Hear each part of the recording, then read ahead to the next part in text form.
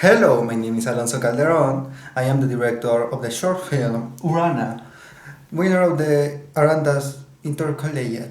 Today I'm gonna tell you about the most marvelous trilogy in the cinema, The Lord of the Rings.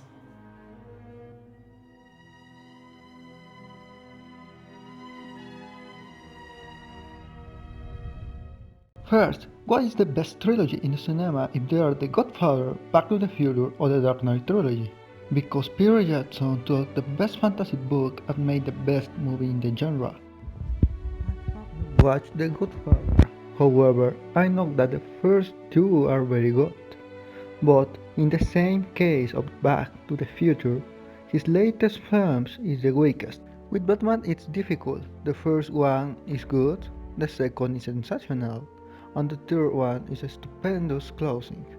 But it isn't superior to its predecessor. On the other hand, Peter's trilogy is always on the rise, starting with a slow rhythm that eventually explodes in the third part.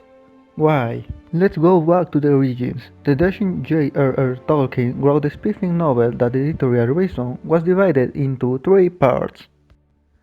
This means that there are not three novels, there is only one.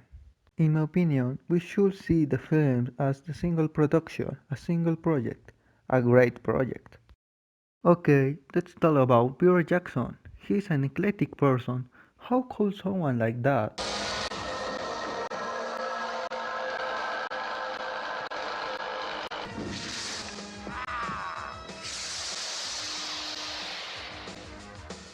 direct something like that?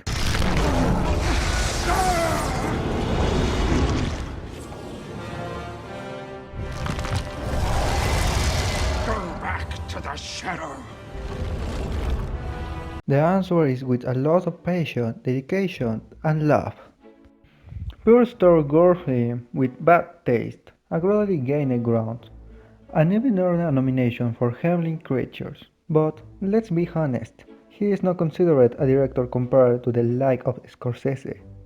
After his trilogy, he did King Kong, a remake of his favorite film, which was made with much love. Then The Lovely Bones, which is a regular movie, and at the end, we have The Hobbit. Originally, he did not want to direct them. The director was the joyous Guillermo del Toro, who resigned due to complicated schedules. Peter Blaney directed, and little by little what they conceived as a gift turned into a rubbish on the order of studio. Peter laments that trilogy. In short, he took the initiative and with a budget of 90 millions per film, he showed that Stanley Kubrick himself considered an impossible novel to adapt in New Zealand. Pure did magic with this money because 90 millions is a lure for a film of such magnitude. The first of The Hobbit cost 300 millions. Jackson has the ability to generate a great visual composition and a great montage that has a good rhythm for 3 hours. Not for nothing won 11 Oscars in 2004. Personally, I am very fond of the trilogy and appreciated the dedication of that Peter Jackson and his team did to make this film exist. The result was splendid.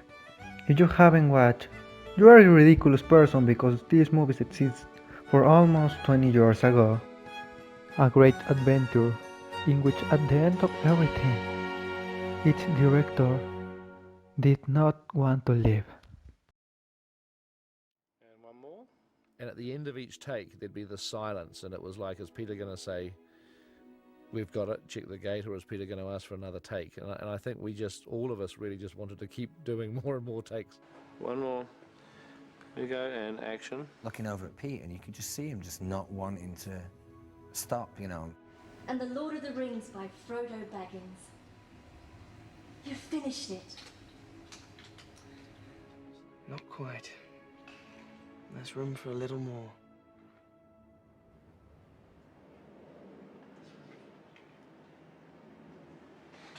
And cut. That's great. We'll check the gate. Good.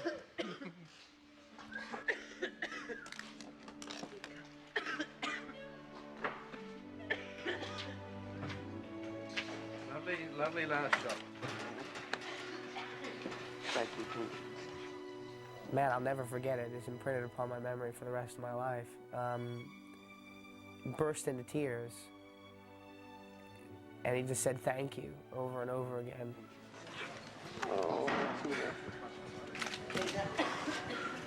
That's good. Thank you. Thank you. It's been so amazing, Peter. You've